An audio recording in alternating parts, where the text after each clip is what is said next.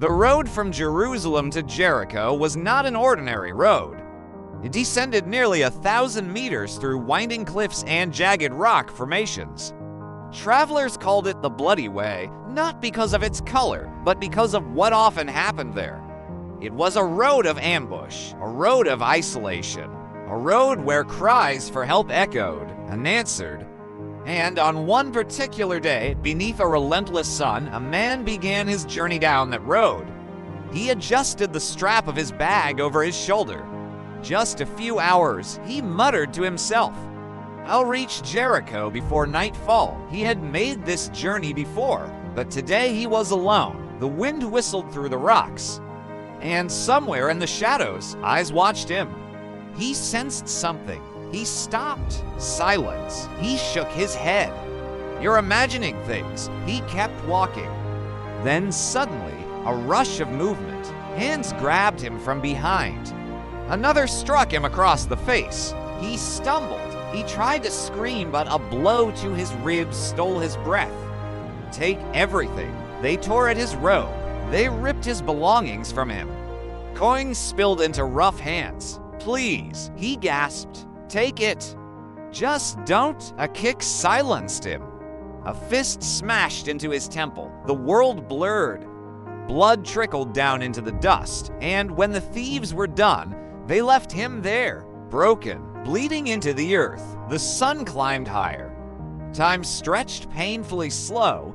He tried to move. Pain exploded through his body. His thoughts faded in and out. Is this how I die, alone? Flies gathered? The heat intensified. Then footsteps, slow, steady, confident. Through blurred vision, he saw a figure descending the road. A priest, white garments, dignified posture. A man of God. Hope flickered. The priest saw him. He slowed. He frowned. Is he dead? The priest wondered. If I touch him and he is dead, I will be defiled.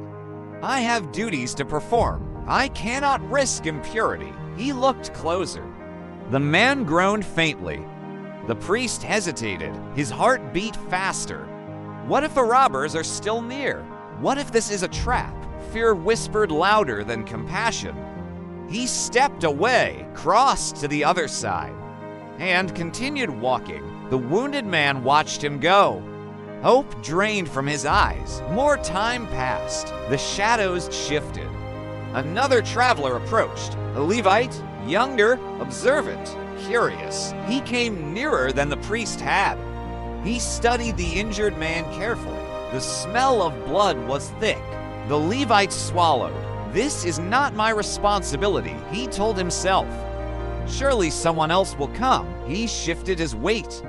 The injured man's lips trembled. A whisper barely escaped. Help. The Levite looked down the road. No one else was coming. Still, he stepped back, then crossed the road and left. The silence returned. The injured man's breathing grew shallow. Darkness crept into the edges of his sight. Then, hoof beats, slow, rhythmic, another traveler. The wounded man could barely lift his head. A Samaritan? If he had strength, he might have felt dread. Jews and Samaritans despised one another. Centuries of hostility, deep prejudice, mutual rejection. The Samaritan noticed the figure in the road. He slowed his animal. He stared. Blood, bruises, stripped clothing. He knew instantly what had happened. His jaw tightened. He dismounted. He stepped closer. The wounded man flinched weakly. The Samaritan saw the fear in his eyes. "It's all right," he said softly. And in that moment, something deeper than politics moved him. Compassion, not duty, not obligation. Compassion. He knelt in the dust. The injuries were severe. He opened his travel bag. He poured oil gently over torn skin. The man winced. He poured wine to disinfect the wounds. The injured man groaned. "Stay with me," the Samaritan whispered. "Stay awake." He tore cloth from his own garments to make bandages. He worked carefully, patiently, tenderly. He paused and looked at the unconscious man. This could cost me time, money, safety. He glanced at the empty road. He could leave. No one would know. No one expected him to help, but he could not walk away. He lifted the wounded man slowly onto his animal. The Samaritan winced as he took the reins and began walking instead.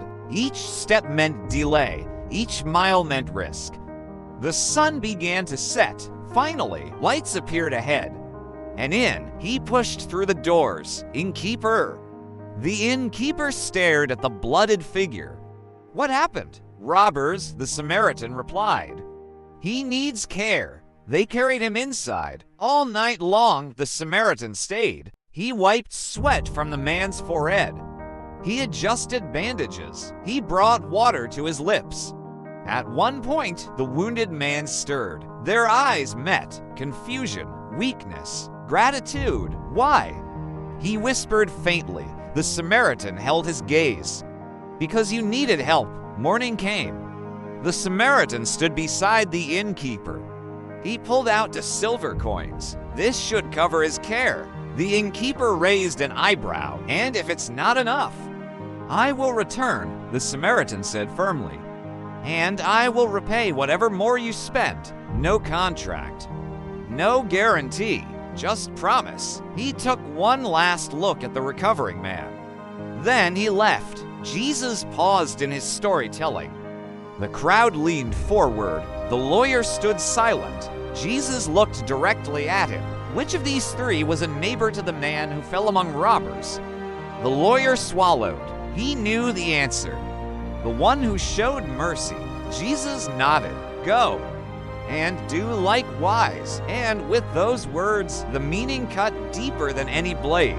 Your neighbor is not chosen by comfort, not limited by race, not restricted by religion, not defined by similarity. Your neighbor is the one in need. And mercy is proven by action.